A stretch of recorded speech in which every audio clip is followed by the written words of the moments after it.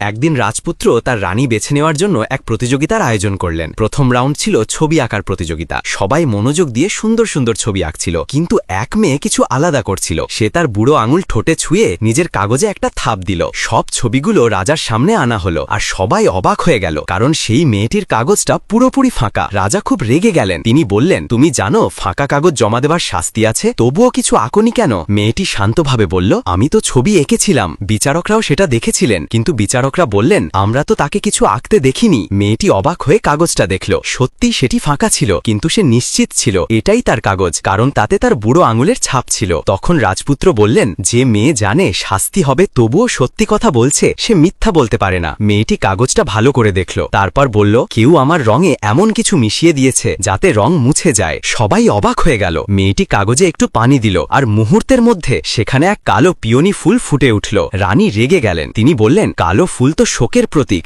তুমি রাজাকে অপমান করেছ।